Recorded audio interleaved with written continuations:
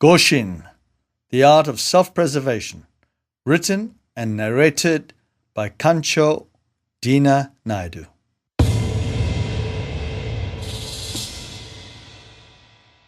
Eastern martial arts was always surrounded by mystery. There was something about it that gave it an inner sense, which takes it beyond the physical world, transcends the mind plane, and goes deep into a spiritual dimension. This story reveals its secret. It ties up the loose ends and draws the reader into a greater dimension of truth. This is a story that was never told before. What is going to intrigue the reader, impress those on the spiritual path, and bond martial artists worldwide is those things contained in this adventure. It is what we all relate to. Where did this art come from before Japan, before China and India? Is this a myth or legend? You, the reader, you, the audience, you, the observer, make up your own mind.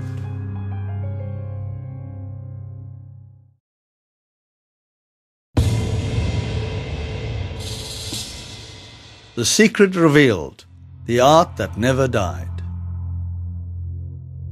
Here is a story of the mysterious creation of an art of self-defense, which the all-knowing power of goodness had designed to save a righteous community from the perils of darkness, and through its travels, protect the good people of the world from the clutches of evil. From the land of the Ark comes a tale of a legend that began in a distant country some 5,000 years ago. The story began in a far-off land called Bharat, a country divided by many empires.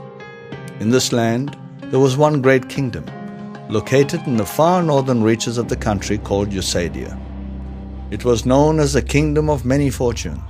It was covered with many thousands of acres of luscious green country. The belief was that the vegetation grew the moment the seeds touched the ground.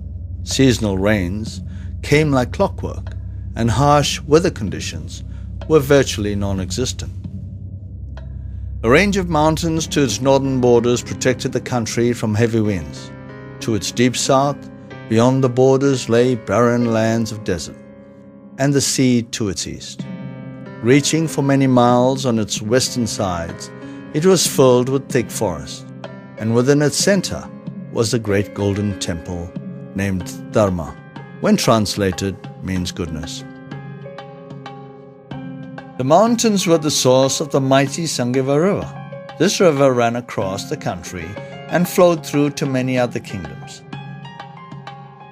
The blessings of the flow of Eusadia's Sangiva River benefited many thousands of people in distant lands of many kingdoms, who otherwise would have been deprived of water. This kingdom was ruled by a leader whose name was Shama. He loved his people, who were known as the Eusadians, and his people adored him and his family. The king created laws that suited his nation. It had easy governing laws because of the loving attitude of its citizens to each other. The people of this land knew that it was in their best interest to be on the path of righteousness. Very seldom did they divert to anything that was unkind or selfish.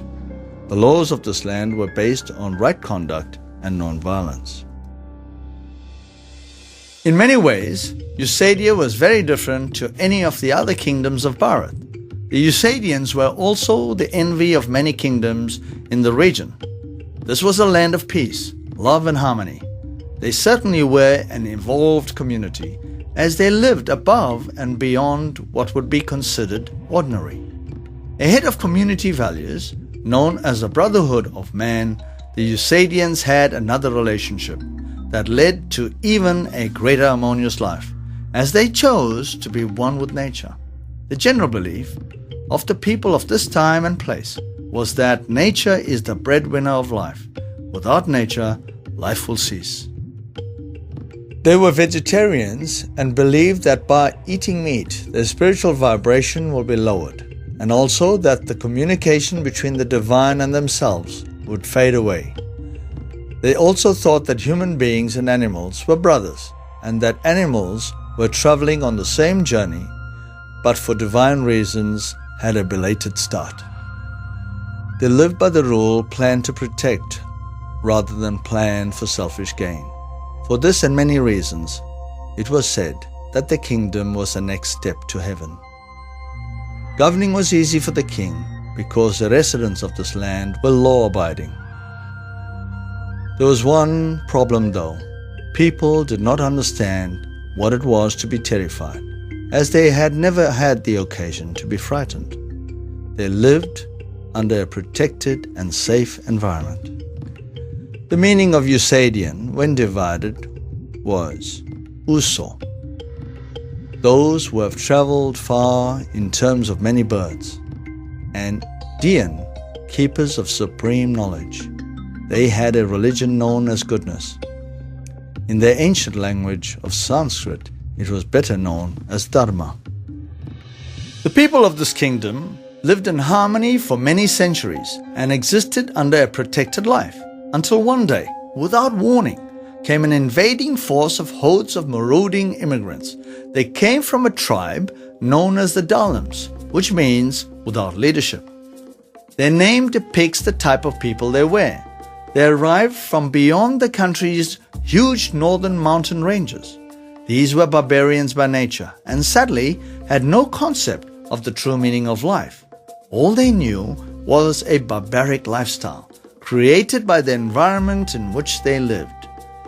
There was a situation of a mixture of two extremes of people who were now on the same land, one heavenly righteous and the other lawlessly evil.